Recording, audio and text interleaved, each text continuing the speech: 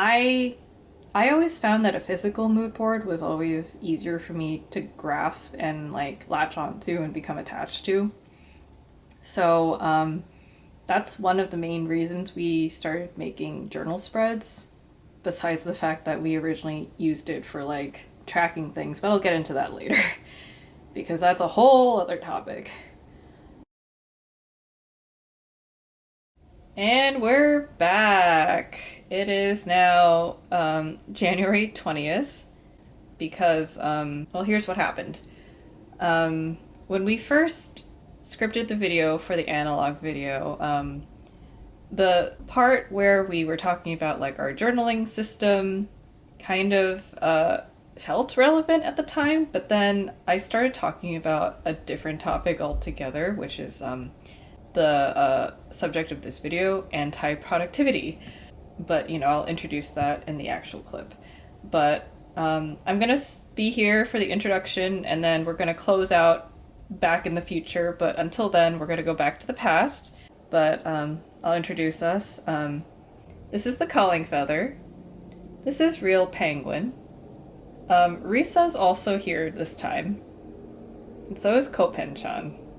We just decided to have him here this time. And this is Ami. And I'm Ren. I am one half of Calling Feather. Mitsu's behind the camera and editing the video. And yeah, let's get back to a few days ago. This is a different topic, but also something very important to me and kind of salient in a way of unplugging. And this will be an interesting segue because I'm going to talk about my feelings about productivity and how I am actually anti-productivity. Okay, I don't know about you, but productivity culture kind of gives me the ick. And it's not because I think I'm better than everyone, it's because it gives me extreme anxiety. Like the idea of being like, I must max out like the bar of my productivity. It really like, it overwhelms me to the point where sometimes I'm just like, I don't want to engage with anything and I just want to like lie down in my bed and not move. So that's very interesting, right? Because we're into stationery and like we talk about journaling and like we have like work planners and stuff like that. So this is kind of how Mitsu and I have figured out how to make this work for both of us, because like obviously as artists and storytellers we do need to keep track of certain things, but it doesn't have to be in this like grind set kind of way that is pushed on everyone. This is how we do it. So we're gonna start with our work diaries. I'm gonna change the terminology. If I mess up, you have permission to yell at me in the comments and say, Ren, you ding dong, it's not a work planner, it's a work diary. You said so on January 12th, and yeah, just hold me accountable. So, here's the basic premise of this. I don't even do this every day. I do this like every few days, or I'll do it like a roundup at the end of the week. But each day I kind of write down what I did in like, it can be in a very vague poetic format, or it could be very straightforward. So for example, let's say in the future, I'm gonna try to predict this, on June 29th, I decided to sketch out 3 thumbnails. They might not be for the same drawing, they might not be for the same person, they might not be for the same song, but I'm gonna do 3 thumbnails. But yeah, that's kind of the point. On the memo side, what I'll do at the end of the week is that I'm going to write a little bit about how I felt that week. It could be about my projects, it could be about like the totality of the week, it could be a mix of both. So let's say that on the week of June 26th, we win the lottery. I would be so happy if I could manifest that. We win the lottery, so I'm like, I'm so happy that we won the lottery. That means that we can now pursue our dreams. So yeah, kind of like that. But that's kind of the idea of a work diary. I'm sure this is not a new concept, but this helps me trick myself into enjoying the process of having something that tracks the things that I do. Because I'm very introspective. I like to pontificate about things. I mean, I got a degree in English. What do you expect out of me? I'm very dramatic too. So that's this one. Mitsu has kind of the same ethos going, it's just that she doesn't have like the separate memo page. But what we're doing in hers is also kind of a, I guess, silent version of keeping track of like when we're doing things. We have a bunch of flake stickers that we're not using, so we're kind of just using them in here so that we can free up some space and justify buying more sticker sheets. Okay, let's move on to the big behemoth planner. Okay. Our day free from 2024, going into its third year of life, because 2024 was a year, third year of life. Okay, you might be asking, Ren, how the heck did you not fill out this planner yet? There are many reasons for that. One is that in 2024 we had a very inconsistent schedule in terms of how often we used this, because we had just moved the year before and we were still adjusting to having been in a new place for a little while. Two is that we actually don't follow a strict schedule of when the lifespan of a spread ends. So it's not like we have a 1 week lifespan for them. It's not like we have a 2 week lifespan for them. It's not like we have a 1 month lifespan for them even. I'll be so serious with you. We made a very cute spread right before we left for Japan. I think it was like a week or two before we left. We were very proud of it. It was very cute. I don't know, maybe Mitsu will put in some pictures of it if she wants to and black out some of the information. We're very proud of it. We go on our trip for 2 weeks, we come back, we don't touch this planner for 2 weeks. So we're about a month and a half from when we started it. And we're a month from when we last touched it. So we open it, we look at it, we're like, oh, this is a big shame if we have to move on. So we decided not to do that. What we did is that we covered up all of our progress and then we just kind of did it over. And now we have a new spread in here that I can show you because we didn't finish it. It's not like we have sensitive information in here. It's just that, like, for our own developmental purposes, they're like, you know, not for consumption at the moment. So, oh my god. Okay. So this is our current new spread. We made this over the weekend, so like 2 days ago. It's kind of got a sky theme going on, and a flower theme going on. So here's kind of how we do it. A lot of these things are either things that we already owned, things that we got from other people, or things that we collected over the years. But yeah, I'll explain the circles in a second, and I will hopefully create a graphic to go along with it. Okay, so how do we make sense of the circles? Let's go with our original method that we did it, so it kind of aligns more with like productivity. So let's say that, maybe I'll use a different kind of example. Let's say that I started a crochet project. I'm going to make a hat. So when I start a hat, we have the circle, and I cast on the first couple of stitches. We're going to put a line down. What one line down means is that we started. And a few days pass, I get maybe the entire ribbing down for the brim, and let's say that that's 1/2 of progress. So like that's the band that goes around your head. and keeps your ears warm. But let's say that I don't like the hook that I used. I think it's too big and the stitches are too loose. So what I have to do is start over. So what am I left with? So I have this circle that's half full. What do I do?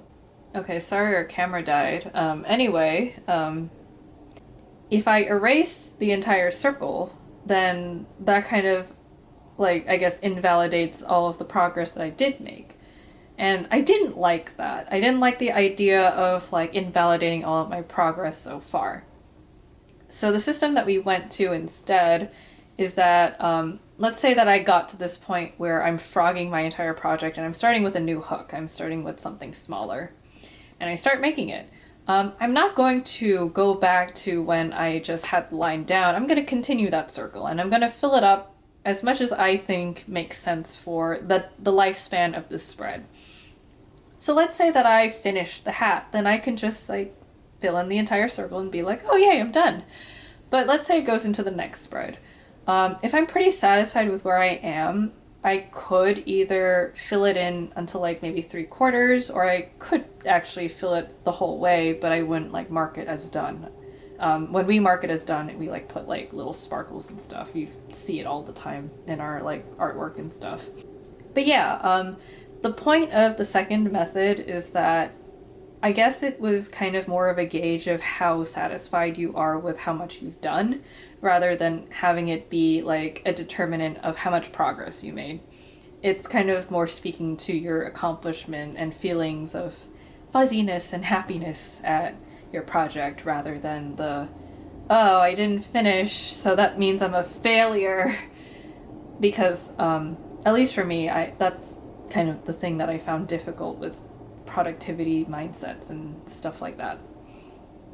So, yeah, that was how we kind of got rid of some of the productivity like culture in our journal spreads. Another thing that we got rid of in general is like we used to do trackers for like things like when we did video game stuff, or when we worked on certain elements of like our world building, like say if we were working on like people's powers and figuring out magic and stuff.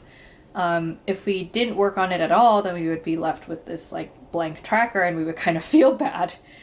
But now it's just like, I mean, if we think about a few things for it, then we can like fill it in, or if we don't use it, then we can just overwrite it and we can like have a different project take its place instead. And I think that's a better way to do it. Like, I'm a firm believer of you can do whatever you want in your journal. You don't have to have it revolve around productivity. I know productivity is very popular ideologically and stuff right now, and I think like it makes sense because of how the work culture is at the moment, but you don't have to have your hobby or your leisure bleed into that. Like, if you have this for work and stuff, do what you gotta do. Do what makes you comfortable. But if this is your hobby, you should also do what makes you comfortable. Like, this is your house, you know? So, yeah. Well, where does that leave us with?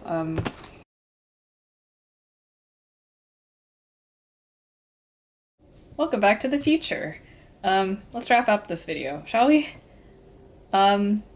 So I guess like one of the main reasons we started to become more interested in the idea of anti-productivity is because of the effect that like the productivity mindset kind of had on our art.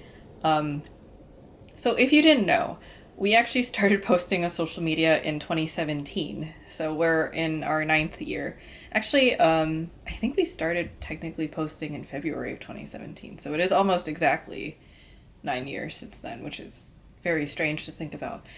There's like no evidence unless you did follow us since then, because we had to wipe everything off of our Instagram and other platforms for various AI reasons. But that's like a topic for some other time. I'm not willing to get into that at the moment. It's a big rabbit hole. But what we used to have to do at the time was like, because there was this big push to stay on top of the algorithm so that you get exposure. It's like, okay, I guess we have to like figure out like how often to post. And this is back when the algorithm was very time sensitive. I don't know if any of you remember this, but there used to be like certain days that were good for posting content. There was also certain hours or even certain like minutes that were good. I remember like we had studied a bunch of different times. But the thing is that what ended up happening is that because we were trying to stay on top of the algorithm and like churn out all of these artworks, a lot of it ended up just being works in progress. We would have to like do as much change to a piece as we needed to in order to just like keep the momentum going. And you know, I talked about my issues with that, and I ended up just really not liking the process. And there were so many times where I was like, I want to quit social media because it's miserable, and I feel like none of the work that I'm putting out is any good. We had to like figure out a bunch of different ways to try to like stay on top of the algorithm, but also like kind of enjoy the process. And like it was very up and down. And like now with how things are, it's more stable. I mean, like we've kind of done what a lot of artists we do follow and admire do, which is that we just post whenever we're finished with something. Or if we, I mean, we do technically have a backlog at the moment because it's like a mix of like things we're working on right now and things that we had glazed from like the before times, but you know, we'll get to those. But yeah, speaking of like new process, ironically, one of the things that we do, this is more of just like to keep our creativity flowing without having to like think about like numbers or algorithms and stuff. But we like to keep a bunch of different works in progress active at one time. So I think right now we have like 2 or 3 drawings in the works. Previously it had been 4, but oh yeah, and then I finished a sketch yesterday. I don't know. We're up to like 4-ish, I guess, again. But the main reason we do that is more for the variety.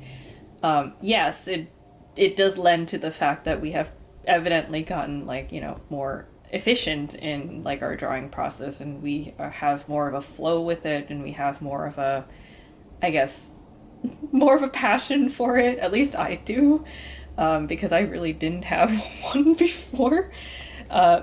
Mitsu always had a passion for it, but since she was always waiting around for me to be satisfied with whatever I was doing, it was like, it really slowed us down.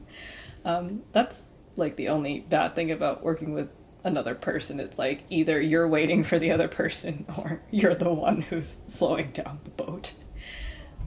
So the thing I'm trying to say is that once you cut the mentality of staying on top of the algorithm just to like, I don't know, like be able to be seen, like once you cut that mentality out, you will be able to set yourself free.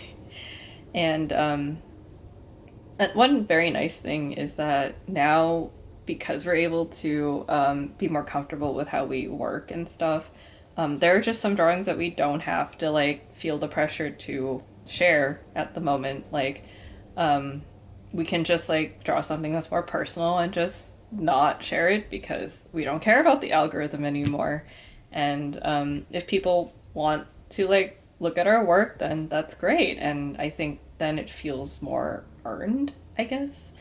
I know like the current climate on social media, especially for artists and other creatives, is it's very tough right now, and it's been challenged a lot by AI, which is we're not getting into AI today, but like other people who are like, you know, just churning out things all the time. I don't know. It's a mess. We have to do what we can to survive. And the last topic that we want to talk about is the all-important but heavily neglected rest. Rest is very important, and I'm not just talking about bed rotting and like scrolling on social media. I mean, go watch our other video. Go watch the videos that I like suggested in that video. I think bed rotting and scrolling is not a good way to rest because you're still like being bombarded with all the social media ills of the world. I'm talking about like set aside some time to like lie down and stare at the ceiling. Dare I say, touch some grass. Go to Howell's house. It's a beautiful house in a garden, a flower field. This is actually the Studio Ghibli Museum. If you are able to, go to the Ghibli Museum. It's very nice. Make sure you have someone in Japan to get you the tickets, though. It's much easier. Go to a nice, beautiful, cute, quaint little place. I don't know if you want to go to Laputa, though. I think it's a little dangerous, but touch some grass. Go to Hal's house. Much safer, kind of. But, you know, rest can be a whole bunch of different things. It could be like just sit down and play a video game. Play a game. Animal Crossing. It's been updated by now. It is now January 20th. Go play Animal Crossing right now. If you're not an Animal Crossing girly, I will come and recommend you a game. Play Story of Seasons Grand Bazaar. It's such a good game. And like, I've heard people say that whether you have never played the original Grand Bazaar or you have, you're gonna like this game. And I gotta say that as someone who is staunchly like a Wii era Harvest Moon girly, Grand Bazaar has become my favorite game. But if you want to play a Wii game, please play Animal Crossing. No. Please play Harvest Moon, Animal Parade, and Tree of Tranquility. Tree of Tranquility is also very good. Play Stardew Valley. I personally have never played Stardew Valley, but I've heard very good things about it. You know why? Because the creators are big Harvest Moon / Story Season fans. I think Fields of Mystria is gonna have its like big debut soon, or already has. I don't know, but there are plenty of fun games for you to play. You don't even have to play a farming sim. Go play Tales of the Abyss. I'm really just spreading my agendas with games that I like. But yeah, just play a game. Travel if you have the budget or the means to. It doesn't have to be like to another country. You can take a short road trip. Go to the mall. I don't know. Just go and live your life. Like, I think that's the main thing that, like, go live your life. Go out there and make a community. That is something that I did undervalue for a long time because I'm very, like, introverted and I don't like talking to people. That's why I talk to a camera, but I don't even face the camera. But talk to people that you think are interesting and you will learn a lot. Like, we've become very good friends with certain people that I never thought we'd become friends with. They're like, one of our friends is much older than us and she's so knowledgeable. It's so interesting. Connect with people online. You'll meet people from like Germany and like they'll become one of your closest friends. Rest is so undervalued, especially with the productivity mindset. And I think that like, that's why we have all of like our peers, our fellow artists, our fellow like planner and journaling people are like, you need to rest, because if you don't rest, then you're not going to be creative because you're just going to be empty. Like your cup is going to be empty and collecting dust. You need to fill it with tea or hot chocolate, or remember what Hobonichi said. You love you. Practicing self-love is important. I actually do need to do that. So, I don't know, like, rest is important. Don't undervalue it. And don't forget to go live your life because you only get one of them. So, yeah. That got deep. Thanks for watching. On that very heavy note, I guess, I'm Ren, and these are my friends, at least in these videos, and the next time you see us shoot a video will probably be this will either be in February or I don't know, we might be churning out more videos in January. This has been an unprecedentedly very creatively driven month thus far, and I hope that the year of the fire horse is a sign of good things to come. But until then, we'll see you in the next video, whenever that is, and whatever that is. Bye!